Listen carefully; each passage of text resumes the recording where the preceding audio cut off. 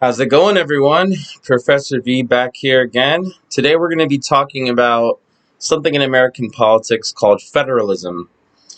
You may or may not have heard of federalism, but even if you haven't heard of it, you're probably familiar with some of the effects of having a federalist system, which is what the United States has. So let's talk about what it is, why we have it, and why it pertains to you. Why does it matter? And how does it affect everyday life in the United States? So let's start. If you think about the United States, of course, most people remember that we have three branches of government. The federal government has, of course, the presidency, which is the executive branch.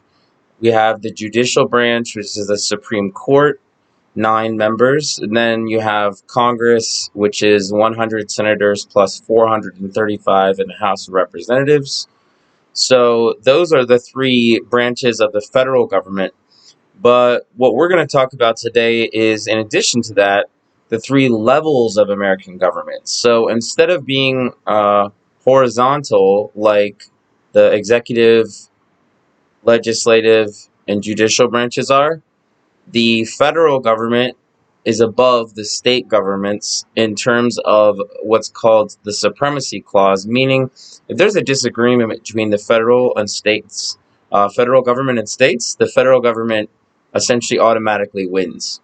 And then the third level, the lowest level, would be the local level of government. So the Constitution pretty much refers to it as the states and the people. So federalism is carved out in the Constitution, and probably the easiest summary of it would be to look at the 10th Amendment, which you could go do as your first assignment with this lecture.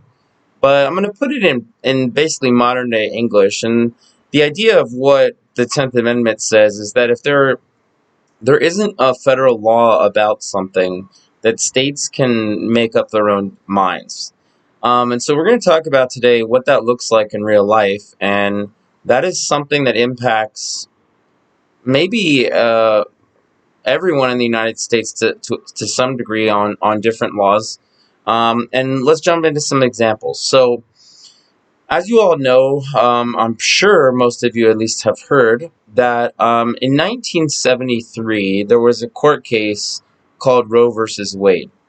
And this is the first example I'm going to give about federalism and what it looks like and how it can change with the federal government's laws, and sometimes the states can sort of force the federal government to change.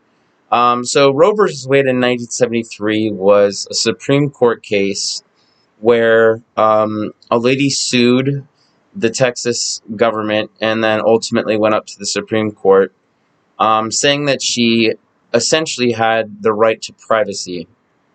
Now, conservatives would say that the word privacy itself isn't in the Constitution, and that there isn't a right to have an abortion in the Constitution. But Roe versus Wade decided that even though the word privacy itself isn't in the Constitution, in a companion court case, they said some fascinatingly big words that you could look up, that I had to look up myself when I read these court cases back in doctorate level, which was the emanations and penumbras of the Constitution essentially stated that there was some type of right to privacy. Now, emanation, you might have heard some if heat emanates from something, or it's kind of like to say it radiates. But penumbra is not a word we would use a whole lot. Supreme Court justices use words sometimes that are very precise, and it's almost like a science in how they're crafting their response, whether we agree or disagree with their rulings. It's very precise language, and sometimes it can actually be a little ambiguous. But in the case of the word penumbra, it essentially means the opaque, outer shaded region, a gray region of an opaque object. What the heck does that mean? It means that you can see the shadow of something and know that there's something nearby that's casting that shadow. And so what they were trying to say was essentially that there well, it may not say explicitly in the Constitution that there's a right to privacy, it's clear that the idea of it is there. Another interesting one, on the other side, you might say, what about the separation of church and state? It's true that the separation of church and state, that terminology is not in the Constitution either. But people would argue that it is in the quote emanations and penumbras of the Constitution, or just in plain English, that even though there isn't the exact phraseology, separation of or wall of church and state, uh, there is that idea in the First Amendment where Congress and therefore the government is prohibited from making laws establishing religion or prohibiting the free exercise thereof. So if you wanted to know where did that terminology come from in terms of separation of church and state or wall between the church and state, that was actually from Thomas Jefferson's letter to the Danbury Baptists, and it kind of made its way into the language that most people associated with the Constitution, although it's not in the Constitution. So with all that said, let's go back to Roe v. Wade. So the Supreme Court, according to conservatives and those who disagree with abortion, they believe that this penumbras and emanations type of argument about privacy, whatever language you use, they would say that that right does not apply to abortion, and so they would say that the government does have the right uh, to punish somebody if they have an abortion, or to disallow it, or to allow for civil penalties. And for about 50 years, that was the law of the land. And then a few years ago, if you all may remember, it was the first and, to my knowledge, only time ever that I've seen that there was a Supreme Court ruling about to be handed out by the 9 members of the Supreme Court. Just so you know, right now, of the 9 members, there are 6 that have been put on by Republican presidents and 3 that have been put on by Democrats. All of them have to be confirmed by the Senate in at least 51 votes. But during that ruling, or during the ruling that ultimately overturned Roe v. Wade, Dobbs versus Jackson, Mississippi Women's Health Clinic, it was the first time that a court case, or the pending decision of the court, had been leaked to the press and was out on TV, on everywhere from Fox News to MSNBC, before the Supreme Court had officially said it. The world knew that Roe v. Wade was about to be overturned. So now you have this new law in Dobbs versus Jackson, which is this idea that it's up to the states to decide what level of privacy a woman or a birthing person has in terms of their right or not to have an abortion. That was a big change that conservatives have fought for about 50 years. What that did then, and this is our first example of federalism, is that for 50 years, since 1973 and Roe v. Wade, there was a what's called precedent, which means that there was a standing rule, essentially, ruling that no state could make abortion a crime up until the point of fetal viability. So that was the trimester type of argument that you may have heard Biden or Kamala Harris talk about recently. But that was what the Supreme Court originally ruled, was that no, in Roe v. Wade, no state was allowed to make abortion a crime if the fetus was not viable. And that now was overturned in 2022 with this major ruling of Dobbs. And so that now leads us to our first example of federalism to summarize, which is, for about 50 years, the federal government prohibited all 50 states from making abortion a crime. And now every state has the right to do whatever they want in terms of abortion laws. And that is essentially probably the most powerful example I can think of in most people's lifetimes of a change that has happened in the federalist system, where the federal government went from having a uniform law that was uh, un, it was unavoidable, and you weren't able to override it because, again, if there's a disagreement between the federal and states, the federal automatically wins. But now that the federal government, through the Supreme Court, ruled that there is no right to an abortion per se in the Constitution, in their opinion, then that means the states can decide to make punishments for it and or to not. So that is now essentially 50 different little countries almost that could be laboratories to come up with their own laws on this issue. Some other issues you probably are familiar with as well would be discussed in, for example, Oberfeld versus Hodges. In that case, in Oberfeld versus Hodges in 2015, the Supreme Court legalized gay marriage. And in that case, they found that the states did not have the right under the Constitution to deny two people from being married, regardless of who they married. So then, almost the next day, within a very short order, after the Supreme Court ruled that all 50 states were to legalize gay marriage, there was a lady in Kentucky who worked at the county clerk's office as a person who had, for a long time, I believe, been giving out marriage licenses, taking down, getting the payment for the city and doing the paperwork.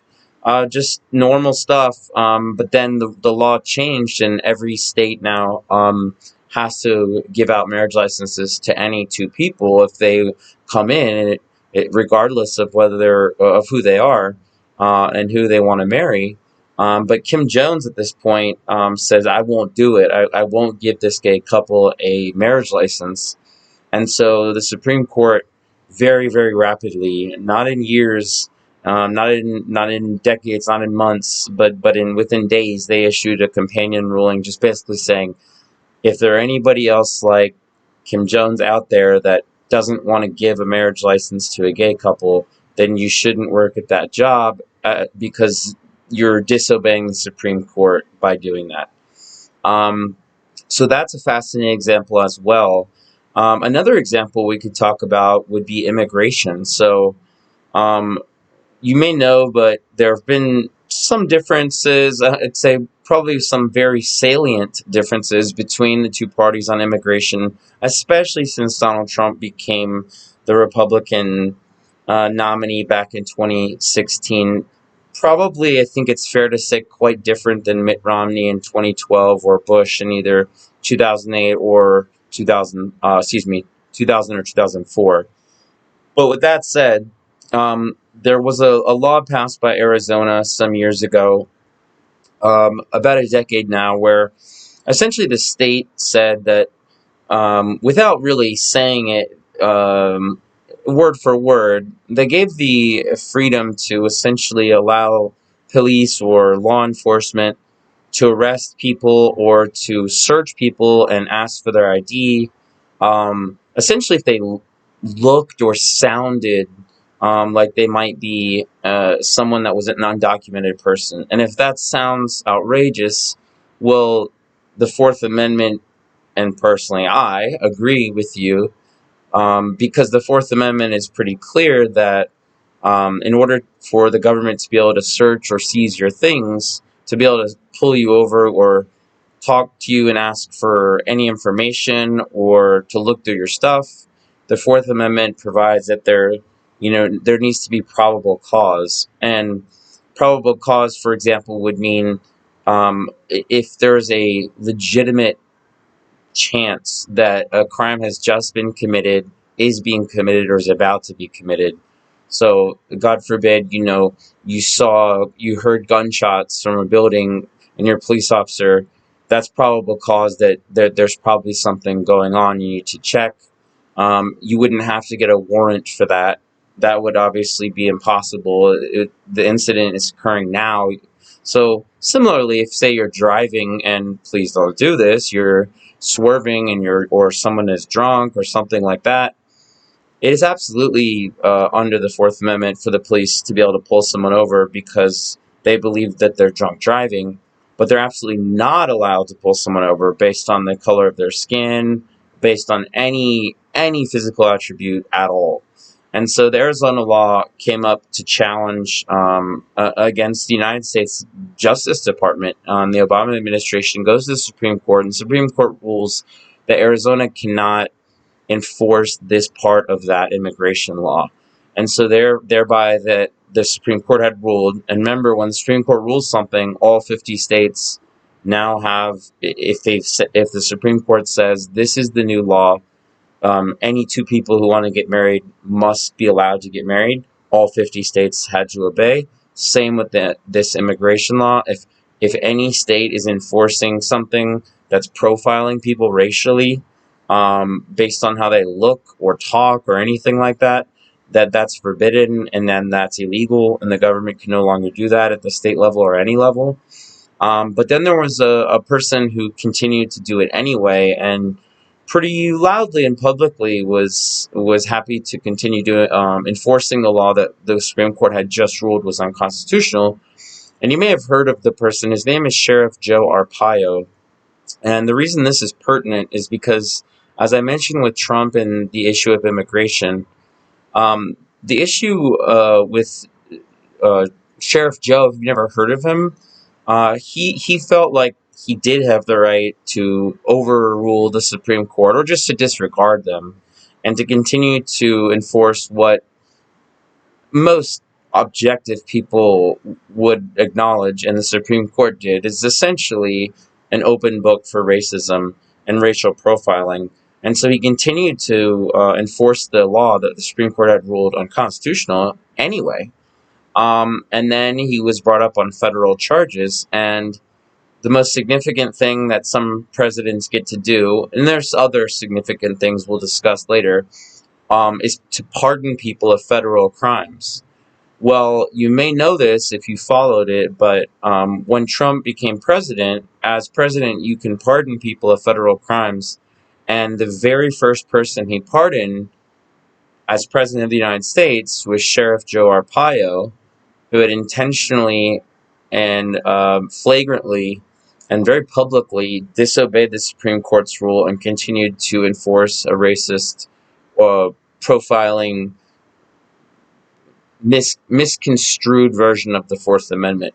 And so that was an interesting pardon. For a neutral observer, I try not to take sides on these things, but that pardon sent a message as to Trump's views on how immigration should be enforced. I think that's fair to say. So those are some issues that everything, by the way, we've talked about is controversial. Here's another interesting one, and this kind of goes a little bit outside of what we've been saying. What about the issue of marijuana? Depending on how old you are, or where you live, there's going to be very different memories or access to marijuana, or advertising of it, or ability to procure it, which means to get it legally or not. It's almost like 50 different rules in the way that we've described the new abortion law after Roe v. Wade was overturned. But here's the difference with cannabis, and it's fascinating because technically the federal government has ruled, and it's been about a half century now, that marijuana is illegal. Not only has the federal, right now as we speak, in the middle of July in 2024, the federal government has classified marijuana as a Schedule I narcotic that, according to that classification, that scheduling as it's called, means that the government views it to have no medical value at all, and to have a high probability or proclivity to be addictive and potentially harmful. So that may or may not be your view on marijuana, and that may or may not be the scientific consensus, but that's the law in terms of the federal government. They've classified marijuana this way for half a century or more. So you might say, well, wait a minute, you're telling me, Professor B, that marijuana is illegal according to the federal government. When the federal government says something's illegal, then in all 50 states it has to be illegal. So what's going on? And that's the fascinating part. States are basically disobeying. They're basically saying, we don't agree. We're going to let people vote. So in 1996 was the first state, California, to allow any use of legal marijuana. But of course, in this case, it started out only for medicinal use.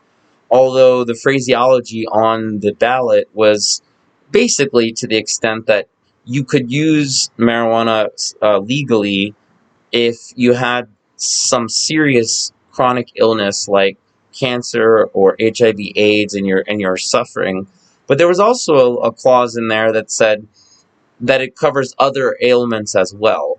So then what, believe it or not, the Democrats under Bill Clinton, and of course the Republicans at the time as well, were not happy with marijuana being legalized for any reason and felt that's that other phrase about other ailments being allowed. So if I have a headache, or if you have stubbed your toe, or you've had a bad day, that counts as an ailment, and now you're allowed to access marijuana.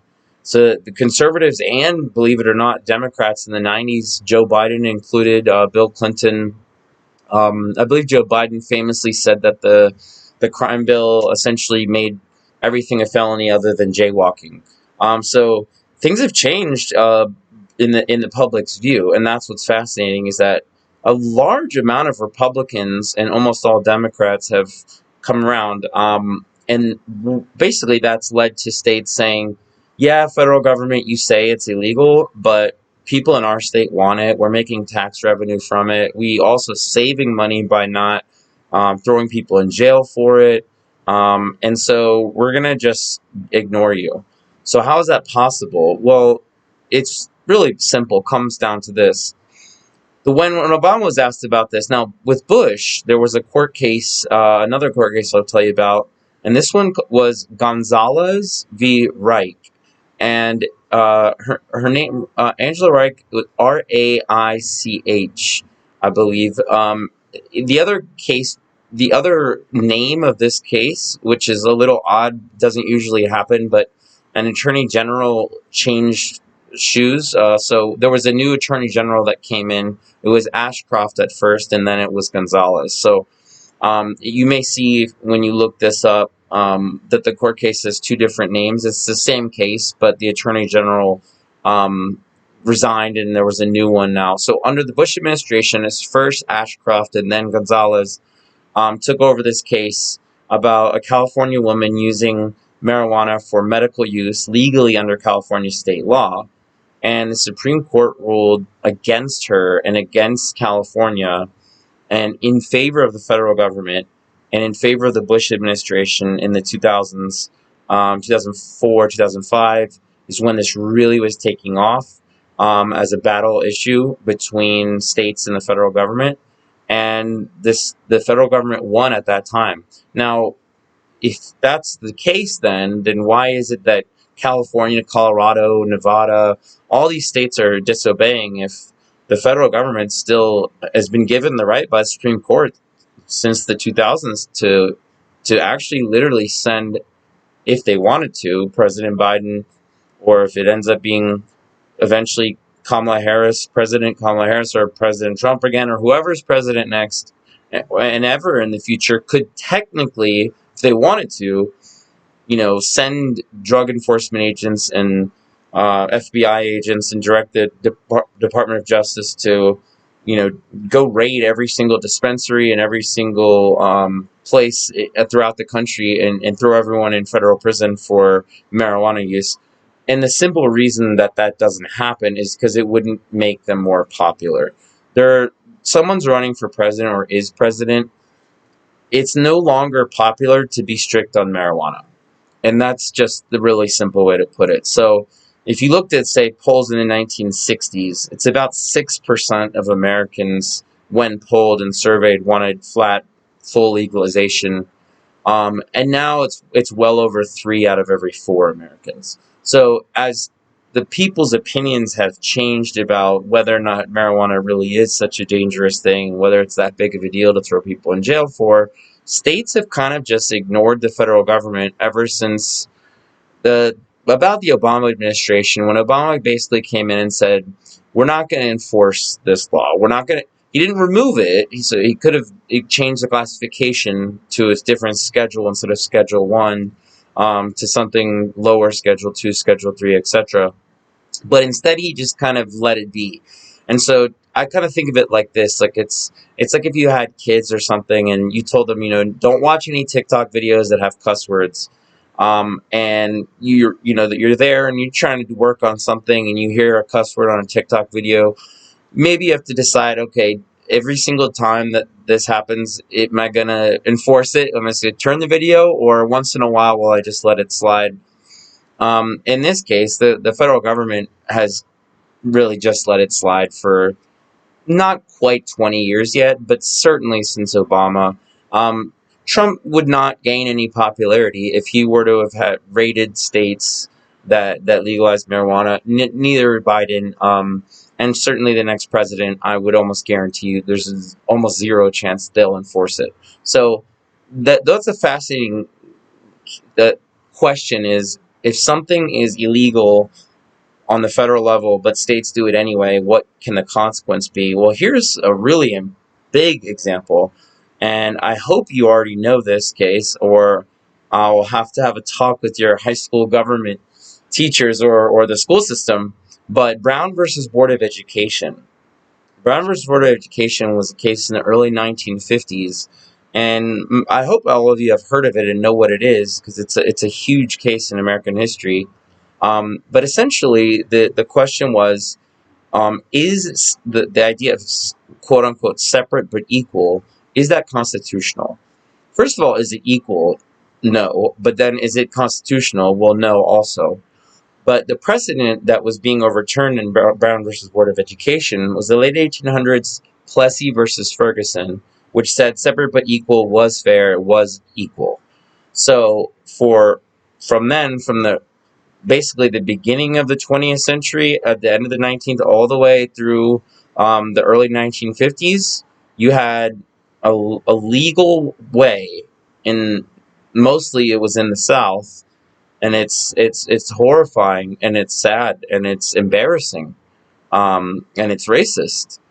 But for those over 50 years, states were able to say, well, there are water fountains for people of color and there's water fountains for Caucasian people, and to be able to separate people based on race for schools, for where you sit on a bus, what restaurants you can go into, what water fountain. I mean, outrageous and racist and wrong and unconstitutional. But it took until Brown versus Board of Education. Now, here's the good news. The good news is the Supreme Court finally got it right. And there's one other piece of good news about what Brown versus Board of Education brought that required more than just the Supreme Court ruling something. Because so far, that's kind of what we've been focusing on with federalism. But yes, as you can see with marijuana, the enforcement or not of something is largely up to the president, because the Supreme Court doesn't have a way really to enforce the laws. They rely on people, and then other branches and governments and in the states to obey. But in the case of Brown versus Board of Education, there were governors in the South, racist governors, that said, I won't allow people of color to come to a white school.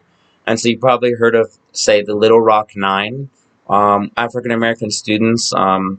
One particular story, they're all inspiring, but one, if you ever want to check it out, was at the time a young girl named Ruby Bridges, was a young black girl who was allowed by the Supreme Court's new ruling to go to what was a previously all-white school. And of course, she faced massive harassment. You guys have heard that there was a governor that stood in front of the door of the school, not allowing black children in. And so the president at the time had to make the call. What do I do? Do I allow the southern states to just disobey? Because what we said about marijuana is the states are disobeying and nothing happens. Well, thankfully, in this case, the president didn't allow the states to disobey.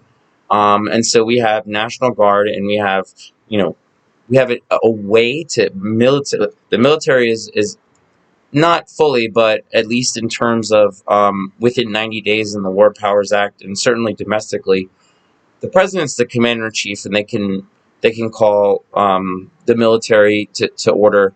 And so in this case, that's what the president did, and was able to uphold the Supreme Court's ruling. Otherwise, Ruby Bridges and the other people, African American and people of color, that were otherwise allowed to go, would have forever still been banned because the states were disobeying.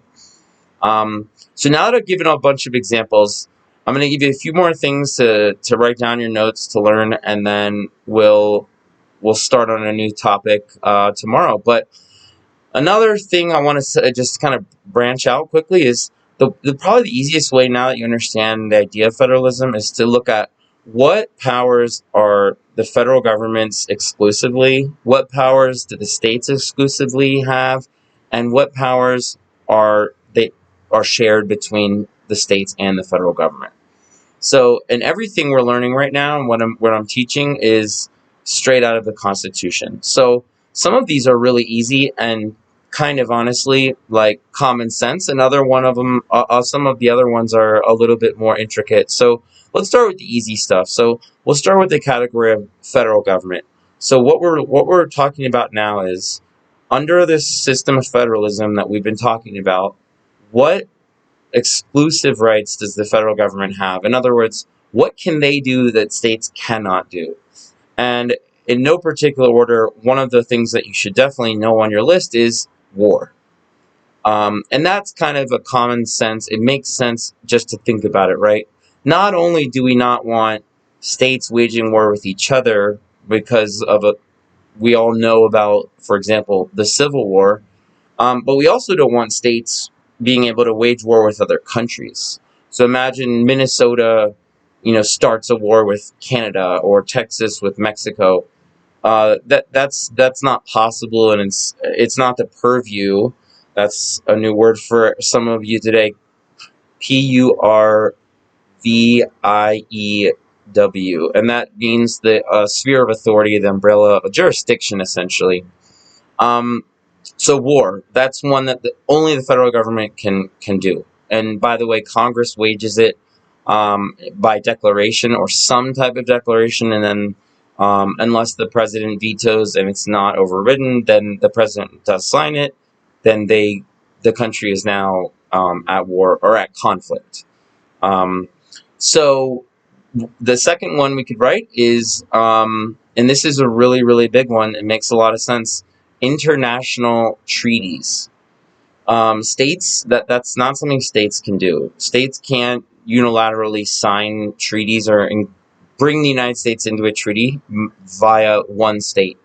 Another one that's exclusively a federal power is what's called interstate commerce, and that means trade between the states. So that's actually what allows the federal government. We said that they're not going to do it, but just to use the example, if you were to take marijuana legally bought in California and drive it across the border to another place in Nevada where it's also legal, you've actually committed that crime of interstate commerce. Like, you're essentially drug trafficking across state lines. I don't think that there's any realistic chance that's going to be enforced. But the point being that if something is illegal and it's being traded between states, or bought on eBay for that matter, or Amazon, and it's illegal, then the federal government has the right to prohibit that and to assess penalties and to charge people of federal crimes. So that's interstate, and then there's international trade. So I always tell a story where when I was in college, if you play NCAA, it's a cool thing. At least I know in soccer, it's really big because the whole world plays football, and you get to go to a foreign country, or you could go in the United States if it's something like American football, which I also played in high school and I love. But you're not going. If you play American football, there's not going to be a travel trip to where I went, which is, say, Jamaica, in college to go play football, because the rest of the world doesn't play American football. But in the case of, and again, don't get mad at me, I do love American football. I really enjoy it.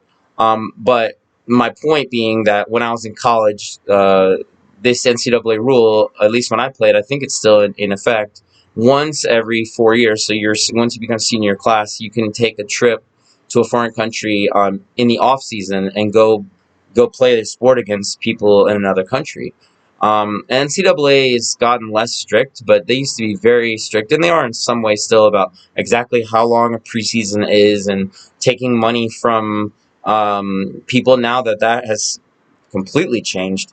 But at the time, we're going to Jamaica, and everything's paid for, but I'm thinking, I want to be able to buy some souvenirs, and I'm already working anyway. So, at the time, I was washing dishes at Olive Garden, making a living as a student from soccer and from scrubbing dishes. And we went to Jamaica, and to be honest with you, don't smoke, and I hate smoking. I'm not judging you if you do, but when I went to Jamaica, I remember seeing that there was a Cuban cigar there, and I thought it was cool. And I thought maybe when I got home, I could sell it to somebody who actually would want it. Don't judge me. Um, and so, even though I don't smoke or don't like it, I just wanted to buy it. It was a souvenir, and it was about $5. Didn't think anything of it. Bought a lot of other cool hand carved stuff, jerseys, just really cool souvenirs. And then I didn't think anything of it. We come back, and we land in Miami first. And if you ever come back from another country, go through customs enforcement, and they they randomly chose me to open, my suitcase. And one of the people that was working at this for the government was looking through, my stuff, and I'm thinking that's fine. I don't have anything illegal. And then he found the Cuban cigar, and he kind of took a look at it, and then looked again and saw that, I mean, yeah, it's made in Cuba. And so he kind of, brings me to the side and said, what are you thinking?" And I said, "I'm sorry, what do you mean, sir?" And he's like, why would you think this was okay?" And I'm like, what's not okay? I don't understand. He said, "This was made in Cuba." And I was like, "I know, but I got it in Jamaica." And he's like, "It doesn't matter. It was made in Cuba." Because at the time, there was a trade embargo against Cuba, meaning that, and this goes to the point of international trade, the federal government, at the time, it's changed since, but didn't allow goods to be bought and sold and brought from Cuba, even if you didn't buy it in Cuba. If it was made in Cuba, you couldn't do it. So maybe it was a lesson for me. Shouldn't have bought the cigar in the first place. Big waste of $5. But does that make sense? So international trade, that is going to be the purview of the federal government. We'll swing back to more federal, but let's go to states now. So states, some of these things you already know. So let's start with the easy stuff. States, and again, what we're talking about is what are rights that are exclusively for states that the federal government can't do. So now this is, and this is important on the test, and just for general knowledge, don't say something like taxes, because it's true that states can tax, and it's true that the federal government can tax. But the third category we're going to talk about is shared powers. So if I ask the question, say, what can only the federal government do? What is exclusively their power? Only they can do something. And you could say war, but if you said trade, that's a little bit vague, because now let's go to states. States have something called intrastate trade, and that means trade within the states. So don't say for example, in the category of federal government, don't say trade. That's a little bit too broad of an answer, because trade happens at essentially every level of government. You have to be a little more precise, and you'd say intrastate trade. So if that doesn't sound much different than interstate trade, it's spelled slightly differently. It's INTRA state, and that is a trade within a state is up to that state to monitor. And going back to what I was saying, don't put taxes in the federal or exclusively state category. It would go in the shared category, and I'll get to an example of how taxes are assessed at all levels of government in a minute. But just so that easier to study to remember to keep the states and the federal government and the shared categories in mind. So other abilities or powers are exclusively of the states. Police power, that's huge. Another example would be elections. We've already talked about this, but elections are, and I caught myself here. I should be more precise. Presidential elections. Presidential elections at the state level. The Electoral College gives states an enormous amount of power, and it's essentially the system we've already talked about a lot this semester so far, and that is, of course, that the Electoral College is done state by state by state, and that 48 out of 50 states do a winner take all, and that there are 538 total electoral votes. You need to win 270 minimum to win, and so on and so forth. So you could, though, if we went to the shared category, you could say elections broadly, because there are elections at all levels of government. But for presidential elections, that's specifically to the states. Another one reserved to the states is if 3/4 of states, so in this case, at least 38 out of 50 states, want to agree to and vote to in their respective state legislatures, respectively but collectively, then the Constitution can be amended. So if you're writing this one down, for 3/4 of the states, or 38 out of 50 or more, decide to change the Constitution, they're able to do so. Um, Now that sounds like a really big deal, and it actually is. So let's take the issue of saying, like, I don't know, marijuana again. If there are so many states that have legalized marijuana and they disagree with the federal government, why hasn't there been a constitutional amendment the way there was to say end the prohibition of alcohol? Um, I think the corny joke I often use, and forgive me, I probably use it a lot. The reason that constitutional amendments are rather rare is because it's hard to get 38 out of 50 states, uh, their governments, their legislatures, the representatives, the people. It's hard to get 38 out of 50 to agree that the sky is blue or that grass is green.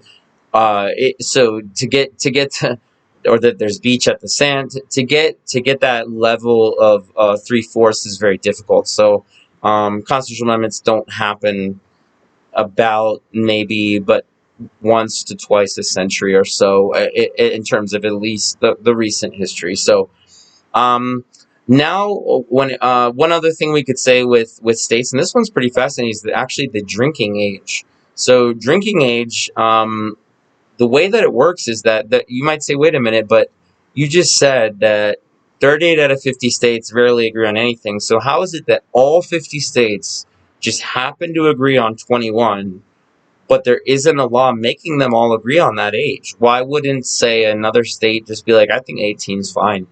Well, here's why. Because the federal government has tied the transportation money that states get to their decision on whether or not to keep the drinking age at 21.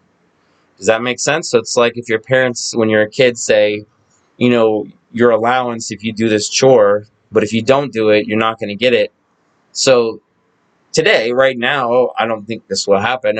Obviously, won't. But Governor Newsom of California could just say, the legislature of California could just get rid of the drinking age altogether, or make it 18, or make it 12, and they would immediately lose massive political credit, because, first of all, that may or may not be popular, but even if it were, they're risking losing transportation money that the federal government is otherwise going to give to the states for keeping the age at 21.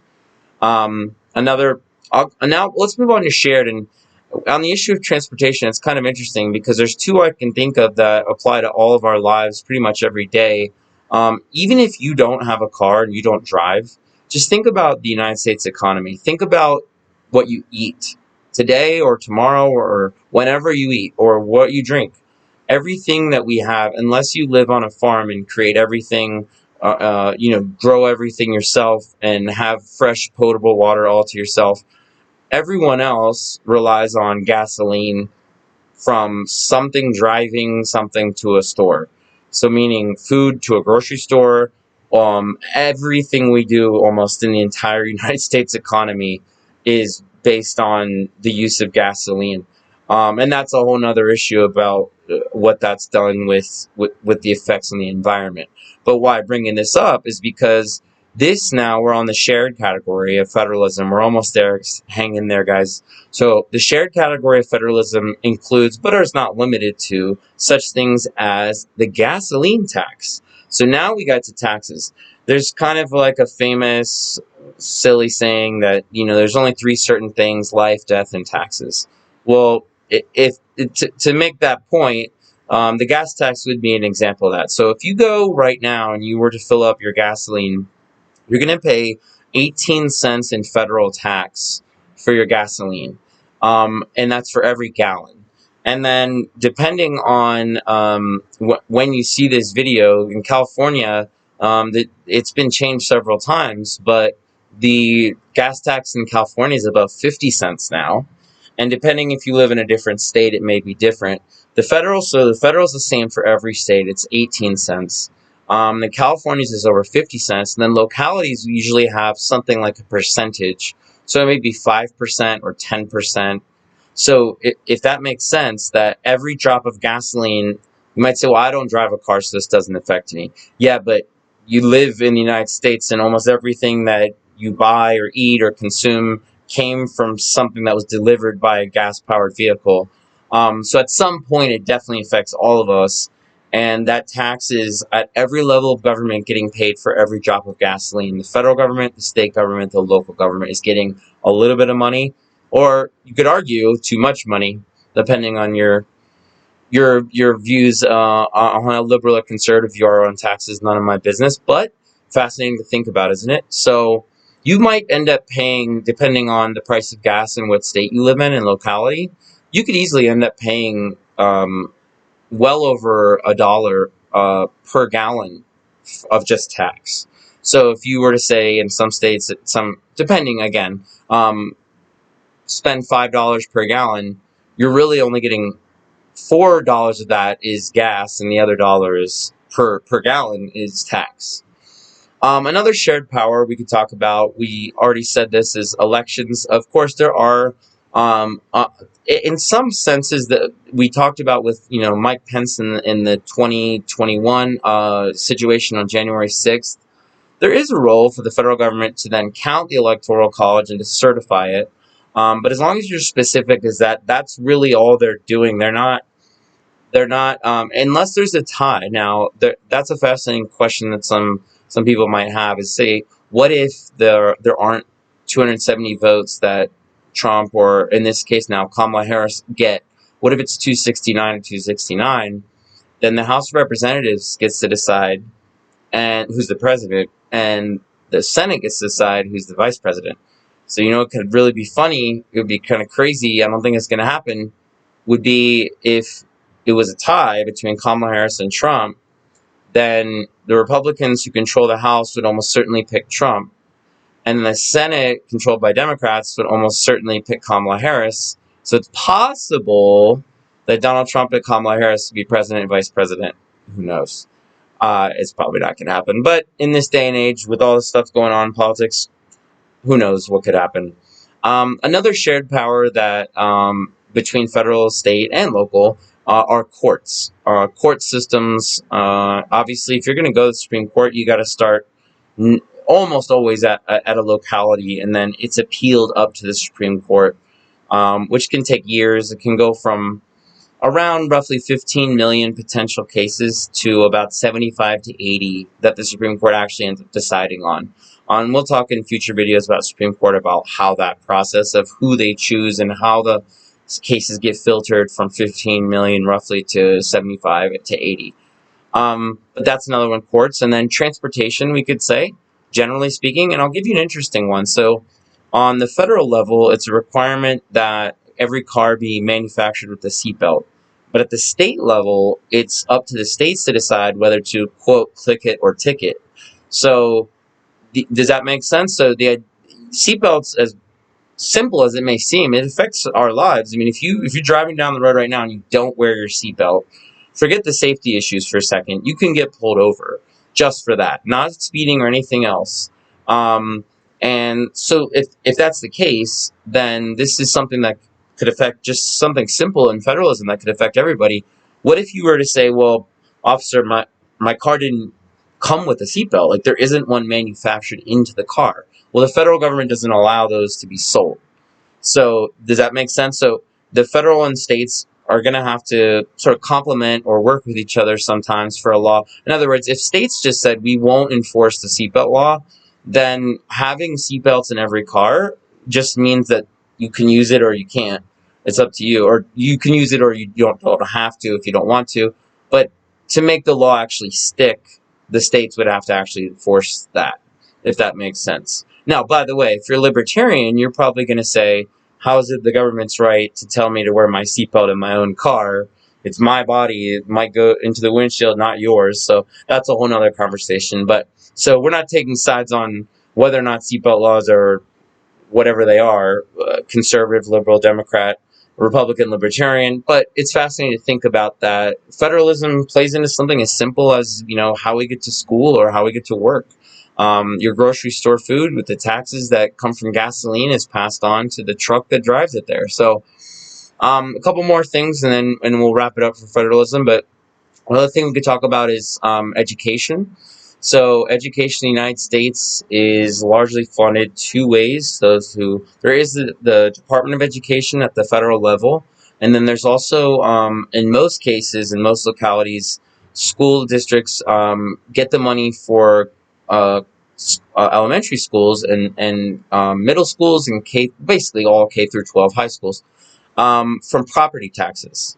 So it's an interesting argument to talk about or to see both sides on, which is, should that be the way that America funds its school districts primarily through property taxes? Because the reason that might be a question is if you're, say, for example, if you're more liberal, you might ask the question, well, how is it fair then if somebody lives in a poorer part of town where the income is lower and maybe the apartment complexes that people live in, the property is not worth that much. And on the other side of the same town, although it's in a separate school district, there's mansions and everyone has $1 million home, then the taxes from the $1 million homes at a 10% rate are going to be a lot more than the tax money they get from the apartments at a 10% rate. So that's its own question. And Republicans have, I'd say, rather evolving views, but generally they want more freedom with things like the right to opt out of paying taxes if you put your child in private or charter school and things like that. But we'll get more into that when we discuss Republicans and Democrats more specifically on those issues. But then for federalism, we're almost done here, guys, but another shared power would be healthcare. So there has to be some cooperation. For example, Obamacare, which is originally called the Affordable Care Act. And I'm really careful about how I say things because for me, I take it the most important job is to be as neutral as humanly possible.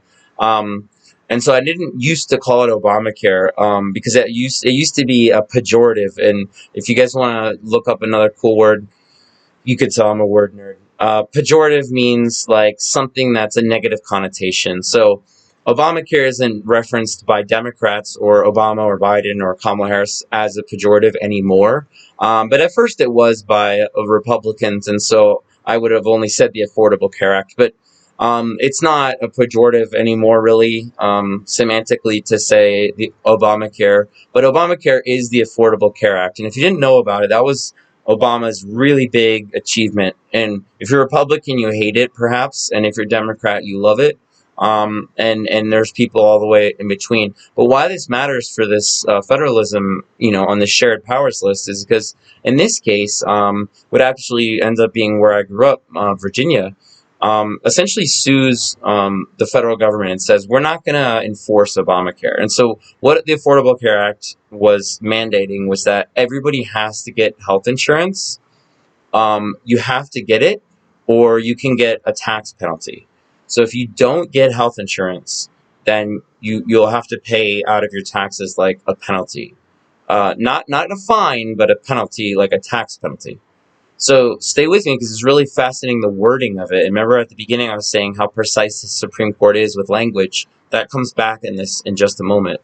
So in this case, the Affordable Care Act or Obamacare said Now, you might say, well, wait a minute, Professor B, what if you don't have the money? You're too poor to buy health insurance. So they're going to like penalize you financially on top of not being already able to afford it? No, that the point of Obamacare was, or and is, and it's still about halfway in effect. I'll explain in a minute.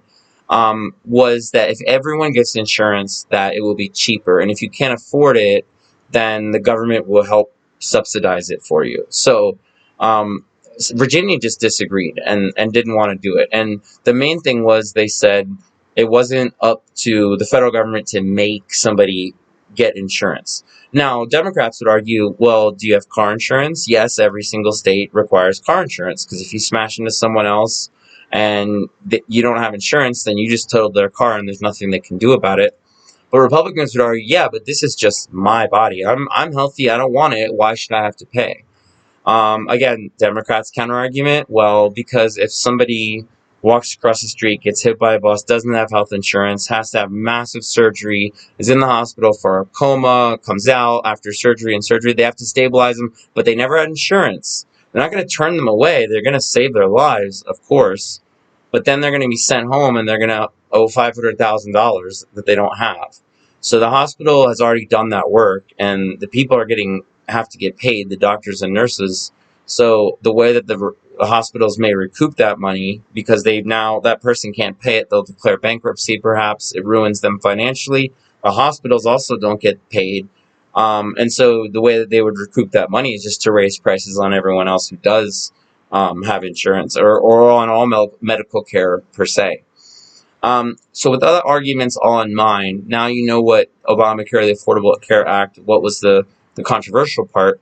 Well, in that case, the federal government actually ruled that, and it was really surprising because, as we already said, Supreme Court justices get to be voted on by senators. And there are 9 Supreme Court justices, and all 100 senators get to vote on whether or not they're confirmed.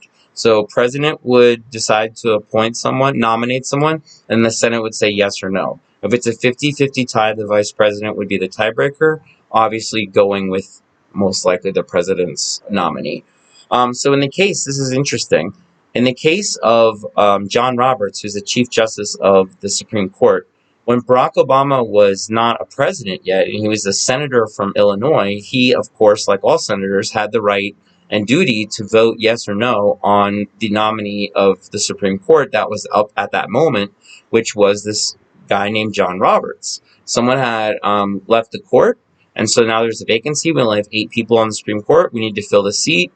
That's how it works. So at the time President Bush is president, he appoints John Roberts. Obama in the Senate, along with most Democrats, but not all, voted no, do not confirm him. I don't want him to be on the Supreme Court. But Roberts had enough yes votes anyway. He had more than 51, so he's in. He's the Supreme Court. He's the new Supreme Court justice. So stay with me, because it's a fascinating story, and I think it's actually not even taking sides on the issue itself. I think this is a really, really good example of when the Supreme Court maybe should be, which is impartial. And I'll tell you the story what I mean behind that. So Obama votes no to John Roberts. And you might say, what does this have to do with Obamacare, Professor V?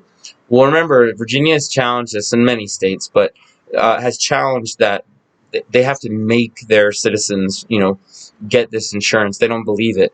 They don't think that's fair. That's constitutional. So it goes to the Supreme Court, and the Supreme Court actually decides in favor of Obama and the Obama administration and the Obamacare and the Affordable Care Act. And the deciding vote, the swing vote, was a Republican, John Roberts, that Obama voted not to be on the court. And I said this is kind of a neat story because, again, forget where you stand on Obamacare. It's irrelevant for this. The point is that a Supreme Court justice could have held a grudge and said, dude, you were in the Senate and you grilled me and you voted me down, and now your signature legislation has come up that's going to cement or destroy your legacy, and I am going to say no just because I want to get back at you, and you should have voted yes to get me on the Supreme Court. That's the part I think is awesome, that he didn't do that. John Roberts he said, essentially, look, the way that that's phrased, and again, the precise wording, it's not a fine. They're not fining you. It's a tax penalty. And Congress does, and the federal government does have the authority to tax. And so, believe it or not, John Roberts, who was voted down by Obama, was the one who upheld his signature piece of legislation. I'll give you one more cool story. It doesn't really have anything to do with federalism, but just to leave on a happy note and think about how cordial things used to be and maybe how they could be one last time, at least maybe hopefully for good. Now that I've just told you about John Roberts, so fascinatingly, 2 years before that, before Obama is even legislating, bringing Obamacare to the Congress and passing it with his signature, etc. Before all that, he's still running for president. Well, he wins, of course, and in January 20th, on his first day swearing in, the person that swears you in is the Chief Justice of the Supreme Court.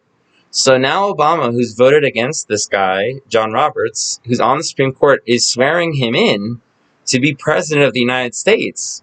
And it was fascinating if you watched it, and only probably political nerds would have maybe picked up on this, but Justice Roberts accidentally said the oath out of order. So instead of saying to preserve, uphold, and defend the Constitution, to defend, uphold, and protect. And so you kind of see Obama, at least I felt like this was happening in his head. Wait a minute, this has just been said out of order. But it's like you're giving a wedding vow, and the preacher has given the wedding vow and said it slightly wrong. But you're repeating the vow, and they say, do you agree with this? And you're repeating that statement. So Obama repeats the incorrectly worded statement and then is technically, well, according to some conspiracies, he wasn't president, he didn't actually say it. So believe it or not, shortly after that, when it was brought to everyone's attention, people say Obama didn't actually say the right words because Roberts didn't say the right words and he's not actually president. Well, they went into the hallway and they did it again in front of the cameras, probably 5 people from C-SPAN recording, watching. They actually swore in saying the oath in the correct order and not the words out of order. So, some warmer times in American history. Hopefully we can get back to that. Anyway, go have some conversations about federalism. Post your thoughts, questions, insights. Can't wait to hear from you. Until next time, Professor V, see you soon.